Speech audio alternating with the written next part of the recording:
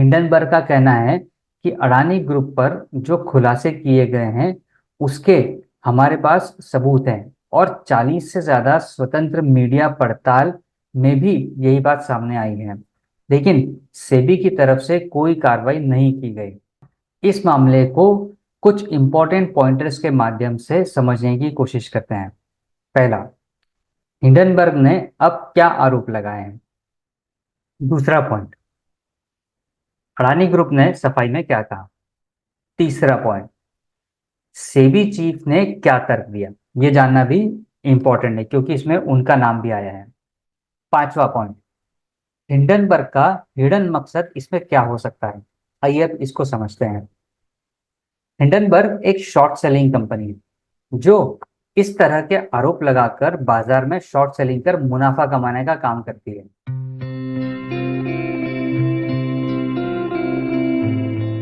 नमस्ते, मैं हूं राहुल और आप देख रहे हैं मेरा रुख। जो भी इस चैनल पर नए हैं उन सभी से रिक्वेस्ट है कि चैनल को सब्सक्राइब जरूर करें और अगर वीडियो पसंद आए तो इसे लाइक, कमेंट और शेयर भी करें। चलिए चलते हैं आज के वीडियो विश्लेषण की तरफ। दरअसल हिंडनबर्ग ने विसल ब्लोअर डॉक्यूमेंट्स के आधार पर आरोप लगाया कि सेबी की चेयरमैन माधवीपुरी बूच और उनके पति धवल बूच की मॉरिशस की offshore company global dynamic opportunity fund में हिस्सेदारी है। इस कंपनी में गौतम अडानी के भाई विनोद अडानी ने अरबों डॉलर का निवेश किया है। इस पैसे का इस्तेमाल शेयरों के दामों में तेजी लाने के लिए किया गया है। ये रिपोर्ट कभी करीब 106 पेज की है। इस मामले में सेबी और अडानी ग्रुप ने भी अपनी प्रतिक्रिया दी है। अब इस मामले को कुछ इंपॉर्टेंट पॉइंटर्स के माध्यम से समझने की कोशिश करते हैं। पहला, हिंडनबर्ग ने अब क्या आरोप लगाए हैं। हिंडनबर्ग का आरोप है कि माधवी के सेबी चीफ बनने से 5 साल पहले 22 मार्च 2017 को उनके पति धवल बूच ने मॉरिशस फंड प्रशासक ट्राइडेंट ट्रस्ट को ईमेल भेजा था और बताया था कि उनका और उनकी पत्नी का ग्लोबल डायनेमिक्स अपॉर्चुनिटी पे निवेश है। धवल ने आग्रह किया था कि इस फंड में उन्हें अकेले ऑपरेट करने दिया जाए। यह साफ है कि सेबी में अहम रोल नियुक्ति से पहले धवल इससे अपनी पत्नी का नाम हटवाना चाहते थे। हिंडनबर्ग का कहना है कि अडानी ग्रुप पर जो खुलासे किए गए हैं उसके हमारे पास सबूत हैं और 40 से ज्यादा स्वतंत्र मीडिया पड़ताल में भी यही बात सामने आई है। लेकिन सेबी की तरफ से कोई कार्रवाई नहीं की गई। इन आरोपों की जांच की जिम्मेदारी भी सेबी के हाथों में ही थी। इससे उलट सेबी ने 27 जून 2024 को हमें ही कारण बताओ नोटिस जारी कर दिया। ये नोटिस हमें अडानी के शेयरों में ली गई शॉर्ट सेलिंग पोजीशन के कारण दिया गया था। दूसरा पॉइंट, अडानी ग्रुप ने सफाई में क्या कहा। हिंडनबर्ग की ताजा रिपोर्ट को अडानी ग्रुप ने पूरी तरीके से खारिज किया और यह भी कहा कि नए आरोप बदले की भावना से लगाए गए हैं। ग्रुप ने आरोपों को नुकसानदेह भी बताया और कहा कि हिंडनबर्ग ने अपने फायदे के लिए इस तरह के आरोप लगाए हैं। हमारा ओवरसीज होल्ड हमारा ओवरसीज होल्डिंग स्ट्रक्चर पूरी तरह से पारदर्शी है। सभी इसमें सभी फैक्ट्स और डिटेल्स को नियमित रूप से कई सार्वजनिक दस्तावेजों में प्रदर्शित किया जाता रहा है। अडानी ग्रुप ने कहा कि हिंडनबर्ग की रिपोर्ट में जिन लोगों के नामों का जिक्र किया गया है उनके साथ हमारा कोई व्यावसायिक संबंध नहीं है। यह सिर्फ जानबूझकर बदनाम करने का प्रयास है। अडानी ग्रुप ने बयान में कहा कि इस रिपोर्ट में लगाए गए आरोप दुर्भाग्यपूर्ण और तथ्यों को तोड़ मरोड़ कर पेश किए गए हैं। हम समूह के खिलाफ हिंडनबर्ग द्वारा लगाए गए इन सभी आरोपों को पूरी तरीके से खारिज करते हैं जो सिर्फ हमें बदनाम करने वाले दावों की रिसाइकलिंग है। अडानी ग्रुप की ओर से यह भी कहा गया कि पहले लगाए गए उन सभी आरोपों की गहन जांच की जा चुकी है जो पूरी तरीके से निराधार साबित हुए। इन्हें सुप्रीम कोर्ट ने जनवरी 2024 में पहले ही खारिज कर दिया है। ग्रुप ने इन आरोपों को तथ्य और कानून की उपेक्षा वाला भी करार दिया। तीसरा पॉइंट, सेबी चीफ ने क्या तर्क दिया, ये जानना भी इंपॉर्टेंट है क्योंकि इसमें उनका नाम भी आया है।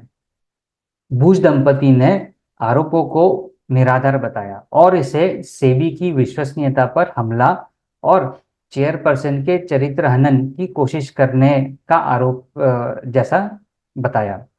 सेबी चीफ का कहना है कि हिंडनबर्ग जिस विदेशी फंड में निवेश का आरोप लगा रही है वो साल 2015 में किया गया था। सेबी चीफ का कहना है कि हिंडनबर्ग ने भारत में कई तरह के नियमों का उल्लंघन किया है, इसे लेकर उसे नोटिस भेजा गया है। उसने जवाब देने के बजाय सेबी की विश्वसनीयता पर ही हमला करने की कोशिश की है। फंड में निवेश तब किया गया था जब प्राइवेट सिटीजन थे। हम उस समय के अपने डॉक्यूमेंट्स किसी भी अधिकारी के सामने पेश कर सकते हैं। भी खुलासे पहले ही वर्षों से सेबी को दिए जा चुके हैं। हमें किसी भी वित्तीय दस्तावेज का खुलासा करने की कोई इसको हिचकिचाहट नहीं है। अब ये समझते हैं कि इस पूरे मामले में एक्सपर्ट्स क्या कहते हैं।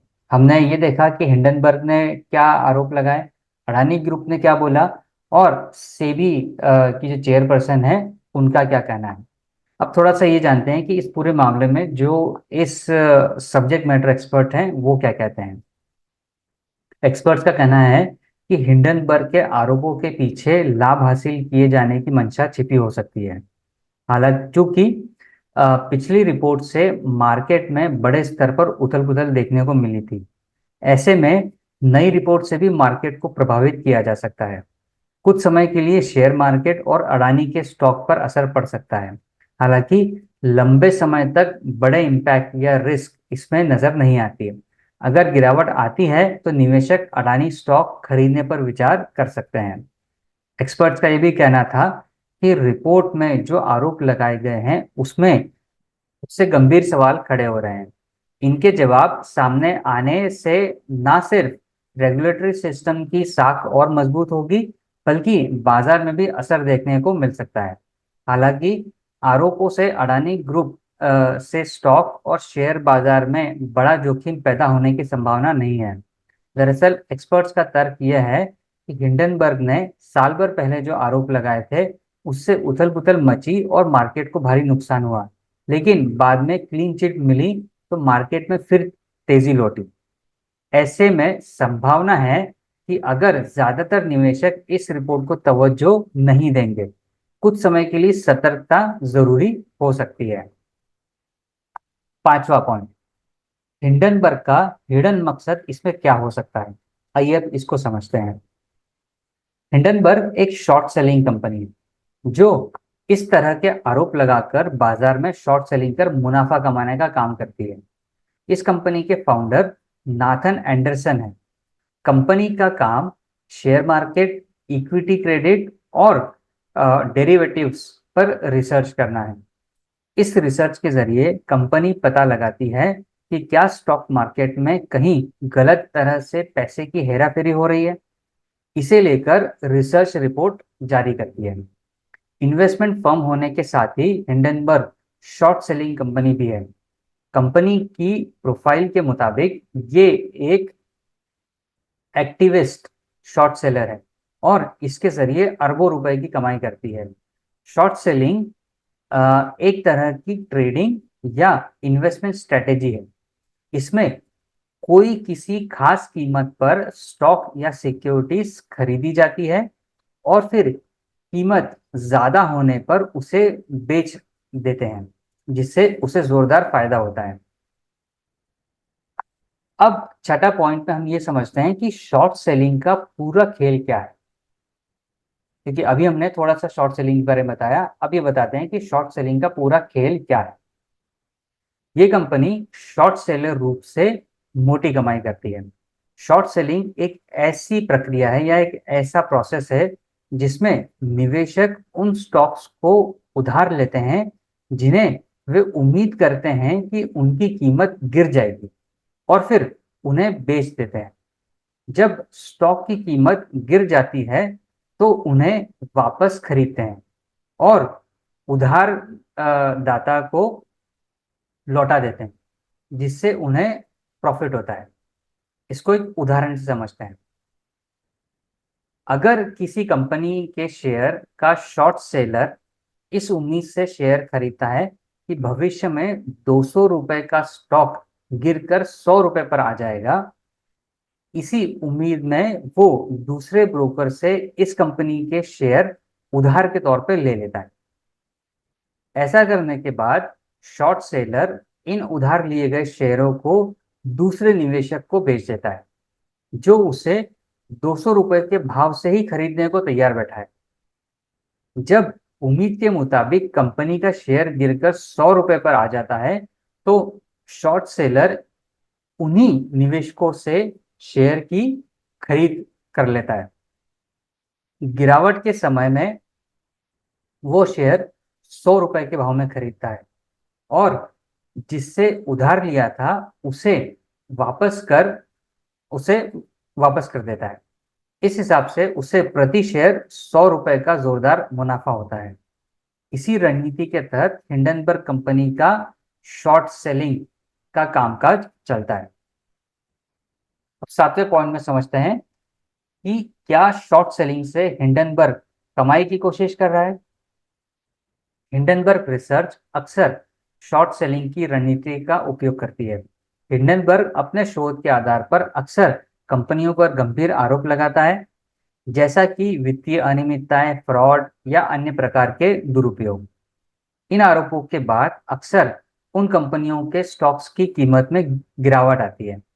यदि हिंडनबर्ग ने पहले से ही उन कंपनियों के स्टॉक्स पर शॉर्ट सेलिंग की होती है, तो उसे उस गिरावट से वित्तीय लाभ होता है।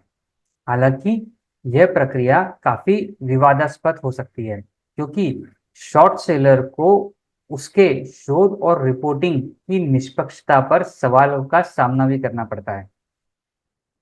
कुछ आलोचकों का मानना है कि किसी रिपोर्ट के मुताबिक उद्देश्य स्टॉक की कीमतों को प्रभावित करना और शॉर्ट सेलिंग से मुनाफा कमाना हो सकता है। इसलिए जब हिंडनबर्ग किसी कंपनी के बारे में रिपोर्ट जारी करता है, तो सवाल यह उठता है कि क्या वे वास्तव में शॉर्ट सेलिंग का लाभ कमाने के उद्देश्य से ऐसा कर रहे हैं। लेकिन उनकी रिपोर्ट्स को लेकर यह भी कहा जाता है कि वे व्यापक शोध और साक्ष्य के आधार पर होती है। 8वें पॉइंट में हम ये जानने की कोशिश करते हैं कि इन खुलासों की आड़ में क्या मार्केट में कोई खेल चल रहा है। हिंडनबर्ग रिसर्च की रिपोर्ट के बाद भारतीय शेयर बाजार में कुछ कंपनियों के शेयरों की कीमतों में गिरावट आई। इस स्थिति का फायदा उठाने के लिए विभिन्न मार्केट प्लेयर शॉर्ट सेलिंग और अन्य वित्तीय रणनीतियों का उपयोग कर सकते हैं। हिंडनबर्ग की रिपोर्ट के कारण शेयरों की कीमतें गिरने पर निवेशक शॉर्ट सेलिंग से मुनाफा कमाने की कोशिश कर सकते हैं।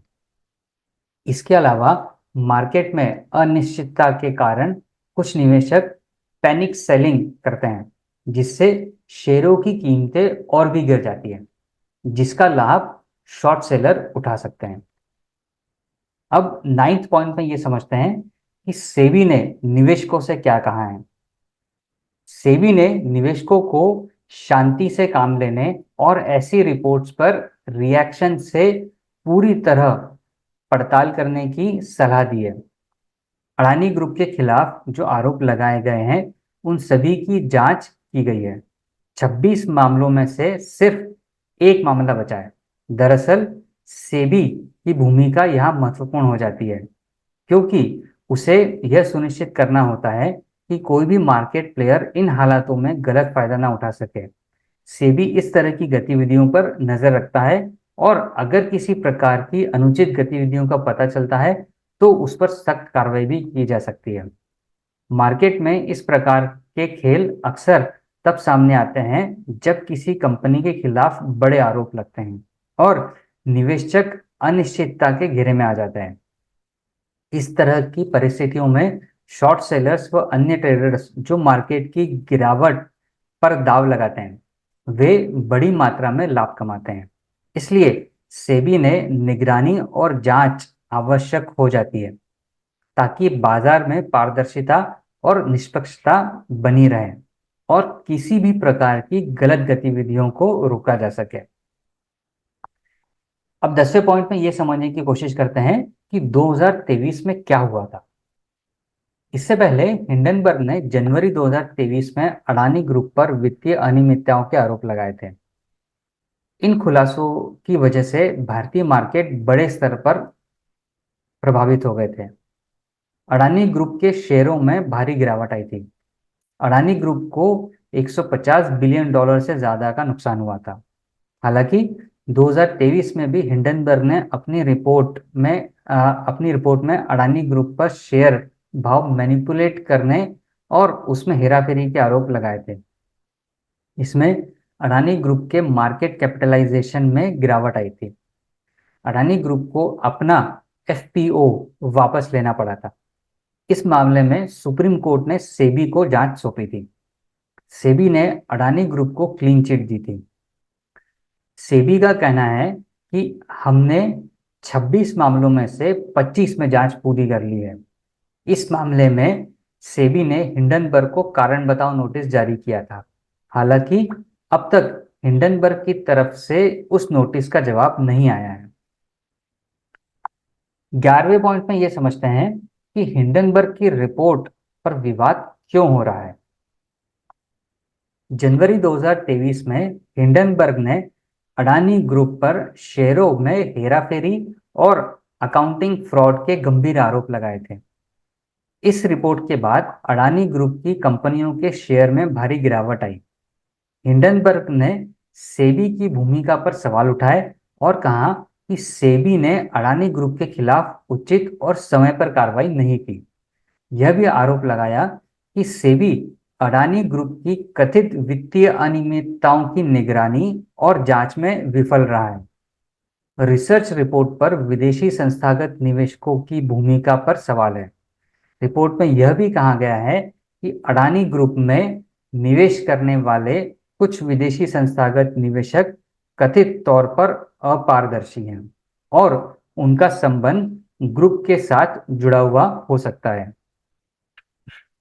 हिंडनबर्ग ने आरोप लगाया कि सेबी ने इन संस्थागत निवेशकों की गतिविधियों की पर्याप्त जांच नहीं की, यानी सेबी ने इन इंस्टीट्यूशनल इन्वेस्टर्स की प्रॉपर इन्वेस्टिगेशन नहीं की। चूंकि सेबी भारतीय शेयर बाजार की नियामक संस्था है, यानी रेगुलेटरी अथॉरिटी है, उस पर ऐसे आरोप लगाने से उसकी निष्पक्षता और कार्यप्रणाली पर सवाल उठने लगे हैं। सेबी पर यह जिम्मेदारी होती है कि वो बाजार में पारदर्शिता और निष्पक्षता बनाए रखे, लेकिन हिंडनबर्ग के आरोपों के बाद नया विवाद खड़ा हो गया है। इस मुद्दे पर राजनीतिक दुनिया में भी हलचल मचा दी है। विपक्षी दलों ने सेबी की निष्पक्षता और सरकार की भूमिका पर सवाल उठाए हैं।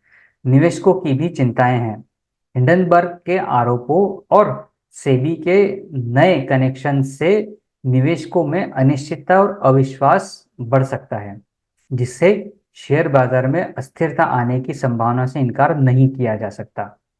इन आरोपों के बाद सेबी और अन्य संबंधित एजेंसियों के लिए यह महत्वपूर्ण हो जाता है कि इन मुद्दों की पूरी जांच करें और निवेशकों का विश्वास बहाल करने के लिए उचित कदम उठाएं। अब 12वें पॉइंट में यह समझते हैं कि विपक्ष क्या कह रहा है। विपक्ष ने सरकार को घेरा है। कांग्रेस अध्यक्ष मल्लिकार्जुन खड़गे ने इस मामले में जेपीसी की मांग की है। खड़गे का कहना था कि अडानी ग्रुप की जांच में हितों के सभी टकरावों को सरकार को तुरंत दूर करना चाहिए। खड़गे का कहना है कि जनवरी 2023 की हिंडनबर्ग रिपोर्ट के खुलासे के बाद सेबी ने प्रधानमंत्री नरेंद्र मोदी के सहयोगी अडानी को सुप्रीम कोर्ट में क्लीन चिट दे दी। अब सेबी प्रमुख से जुड़े एक लेनदेन के बारे में नए आरोप सामने आए हैं। मध्यम वर्ग के छोटे और मध्यम निवेशकों को संरक्षण देने की जरूरत है, क्योंकि वो अपनी मेहनत की कमाई शेयर बाजार में निवेश करते हैं। इस बड़े स्कैम की जांच जेपीसी से करानी जरूरी है। वहीं लोकसभा में विपक्ष के नेता राहुल गांधी ने कहा कि सेबी की पवित्रता प्रभावित हुई है। संस्था की पवित्रता के साथ समझौता हुआ है। सेबी चीफ ने अब तक इस्तीफा क्यों नहीं दिया? निवेशकों की मोटी कमाई डूब जाती है तो कौन उसका जिम्मेदार होगा? क्या सुप्रीम कोर्ट स्वतः संज्ञान लेगा? आपके राज्यसभा सांसद यानी आम आदमी पार्टी के राज्यसभा सांसद संजय सिंह ने कहा कि सेबी चीफ और उसके पति का पैसा मुखोटा कंपनियों में निवेश किया गया था। मुखोटा कंपनियों दैट मीन्स फर्जी कंपनियों में। ये तथ्य कोर्ट में क्यों छुपाए गए हैं? वहीं टीएमसी नेता सुखेंदु शेखर रे ने कहा कि बूच दंपति को देश छोड़ने से रोकने के लिए सभी एयरपोर्ट पर लुकआउट नोटिस जारी किया जाना चाहिए। अब 13वें पॉइंट में ये समझते हैं कि बीजेपी ने क्या कहा। बीजेपी ने हिंडनबर्ग की रिपोर्ट को खारिज किया और इसे मार्केट रेगुलेटर को बदनाम करने की साजिश बताया। बीजेपी के राज्यसभा सांसद और पार्टी प्रवक्ता सुधांशु त्रिवेदी ने कांग्रेस और अन्य विपक्षी दलों पर देश में अस्थिरता और अराजकता फैलाने की साजिश में हिस्सेदारी होने की बात कही। त्रिवेदी ने कहा था कि विदेशी धरती से आई ऐसी किसी रिपोर्ट संसद सत्रों से ठीक पहले ही जारी की जाती है। विपक्षी नेताओं को पता था कि ये रिपोर्ट सत्र के दौरान आने वाली है। पूर्व केंद्रीय मंत्री राजीव चंद्रशेखर ने भी कहा था कि देश में वित्तीय प्रणाली को अस्थिर करने की साजिश रची गई है। हिंडनबर्ग की कांग्रेस के साथ स्पष्ट साझेदारी है। इसका मकसद और लक्ष्य एक है। कांग्रेस की मदद से वैश्विक ताकतें भारत की प्रगति को धीमा करना चाहती है। हम ऐसा नहीं होने देंगे। इस पूरे मामले में मेरा रुख ये कहता है कि अगर इसमें कोई भी वित्तीय अनियमितता है या अगर कोई गड़बड़ी है तो उसकी जांच होनी चाहिए। पर साथ ही ये देखना भी बहुत इंपॉर्टेंट है कि इसमें कहीं कोई विदेशी ताकत या कोई विदेशी सोच थॉट प्रोसेस वो भारत को अस्थिर करने के लिए तो नहीं इस पूरे चीज़ों को इस्तेमाल कर रही। क्योंकि हमने अभी भी बांग्लादेश में देखा कि वहाँ क्या हुआ। वहाँ एक आंदोलन का सहारा देकर पूरे देश को अस्थिरता की आग में झोंक दिया गया। और बड़े बड़े देश इस तरह के टूल्स इस्तेमाल करते हैं। और खासकर अगर हिंडनबर्ग की बात की जाए तो हिंडनबर्ग की ये एक बहुत बड़ी हिस्ट्री है कि वो कंपनियों पर आरोप लगाती है और फिर शॉर्ट सेलिंग के माध्यम से एक मोटा पैसा कमाती है। तो इन चीज़ों में हमें ये बहुत ध्यान देने की और देखने की ज़रूरत है और बहुत वाइसली डिसीजन लेने की ज़रूरत है कि इन सब चीज़ों में आगे स्टेप्स क्या लेने हैं। और एक और महत्वपूर्ण बात, जो बात सुधांशु त्रिवेदी ने कही, ये सारी चीज़ें तब क्यों आती है जब देश में संसद सत्र या तो चल रहा होता है या चालू होने वाला होता है। वो इसलिए भी क्योंकि संसद सत्र को डिस्टर्ब किया जाए, देश को अस्थिर किया जाए और कुछ ना कुछ मामले देश में ऐसे इन्वॉल्व किए जाए जिससे अस्थिरता देश में पैदा हो। भारत चूंकि अभी एक प्रोग्रेस के मुकाम पर है, एक प्रोग्रेसिंग कंट्री है, अच्छी प्रोग्रेस कर रहा है, इकोनॉमी अच्छी चल रही है। तो ये चीज़ कहीं ना कहीं विदेशियों को या विदेशी कंट्रियों को ये चीज़ ठीक नहीं लगती। और इस तरह की रिपोर्ट्स या इस तरह के टूल्स का इस्तेमाल करके कंट्री में अस्थिरता पैदा करने की कोशिश की जाती है। तो इसमें सभी को समझदारी से अपना स्टेप लेने की ज़रूरत है और गवर्नमेंट को भी और सेबी को भी ये देखने की बात है कि अगर इसमें थोड़ी भी सच्चाई है, कुछ भी अनियमितता है, तो उसी निष्पक्षता से जांच की जाए, उसे दूर किया जाए और जो दोषी हैं उन्हें सजा दी जाए। ये था आज का एनालिसिस। अगर आपको ये पसंद आया हो तो वीडियो को लाइक करें, कमेंट के माध्यम से अपने विचार बताएं और अगर आपने चैनल को सब्सक्राइब नहीं किया हो तो उसे सब्सक्राइब भी करें। मिलेंगे आपसे अगले वीडियो में किसी और विषय के साथ में, किसी और एनालिसिस के साथ। तब तक अपना और अपने अपनों का ख्याल रखिए। धन्यवाद।